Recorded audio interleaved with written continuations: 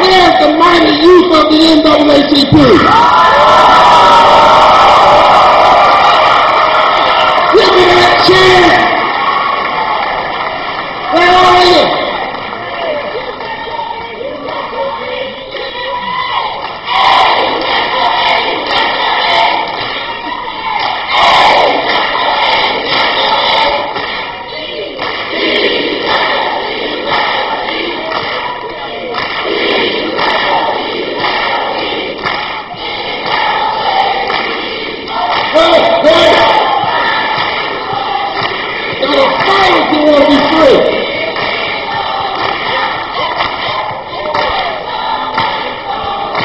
Come on again.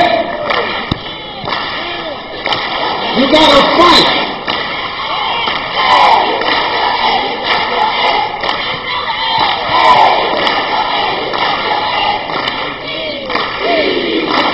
Let me hear you in the balcony. You got your piece, you got your piece. And everybody from whatever organization.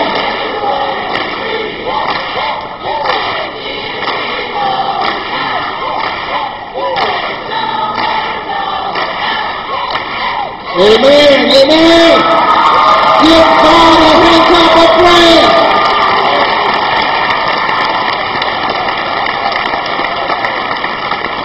As you are seated today, as these brothers and sisters from all of these organizations, we come close together. Our God is an awesome God who has blessed us in this hour to be together.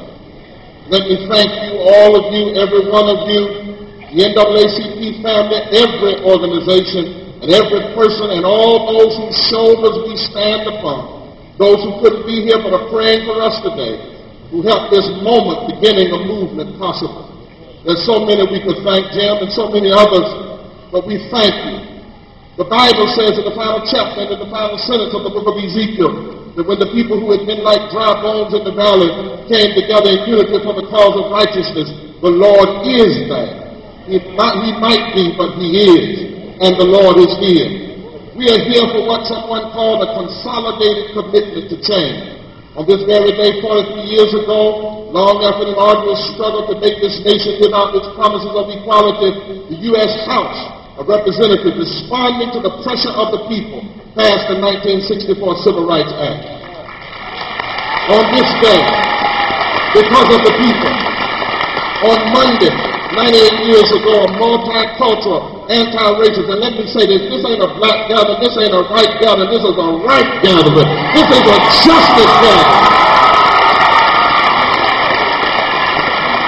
Because 98 years ago, black people and white people, multicultural, anti-racist, began a movement to turn back the floods of racial discrimination, and it solidified in today what we call the National Association for the Advancement of Colored People. And all of these presidents and all of these executive members that are behind me and all of our national folk, we're here together.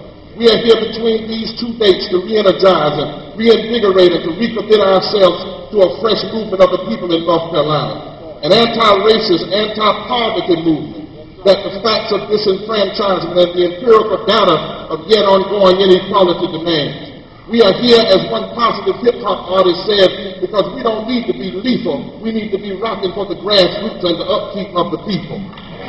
Far too often, those in power turn our politics upside down. We pass tax cuts for the unneeded, dismiss the cry of the sick, uninsured, hurting, and hungry, clothe the already clothed, feed those who already are fed, ask those to work hard, to work more for less with less protection, attempt to push past hurt of the past which impact our current reality, put money in the backside of prison rather than on the front side of education, and fight wrong wars abroad that create problems right here at home.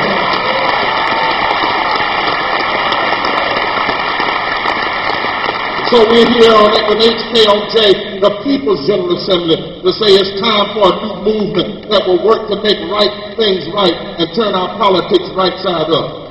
We are determined not to use immoral lethal injections to kill prisoners, but to inject a genuine morality into North Carolina politics. Let me teach for a while so we're clear why we're here. The language of our state's constitution, adopted after the Civil War by blacks and whites in the legislature, had lofty and grand ideals. It said, "We, the people of the state of North Carolina, grateful to Almighty God, the sovereign ruler of nations, for the preservation of the American Union and existence of our civil, political, and religious liberties, do hereby adopt this Constitution." Each state official has taken an oath to uphold this Constitution. North Carolina's founding principle was expressed in the term "we." Its moral framework was that the same God who calls us to do justice, love, mercy, and care for the least of these was also the hand of providence behind the formation of our state, with the commitment to protect civil, political, and religious rights of all our citizens. HKOJ is calling our state to remember and act upon these grand principles that black and white people put in our Constitution in the late 1800s.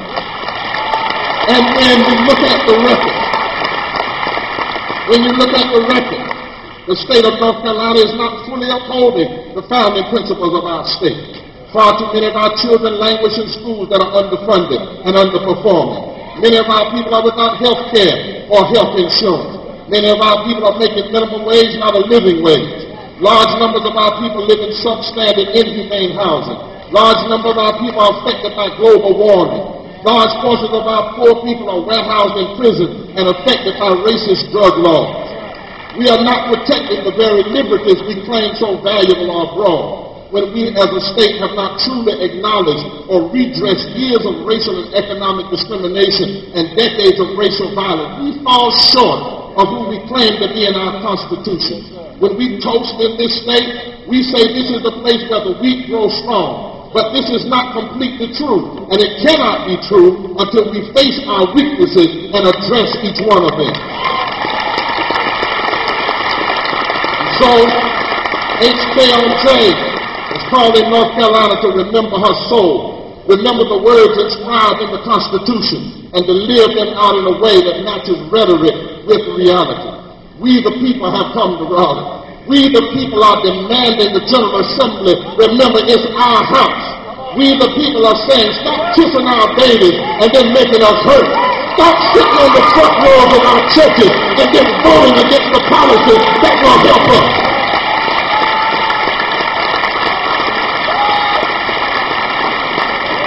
It's time past that somebody with consistency and clarity say something about the prevailing problems facing everyday people.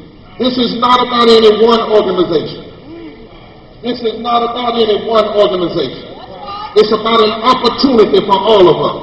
That's why we're here. We cannot allow North Carolina to say one North Carolina when one is fractured and broken and disparate.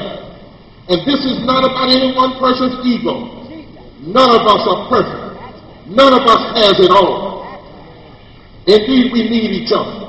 We must walk together. We can't do it alone. Justice never happens alone. We must remember our history correctly.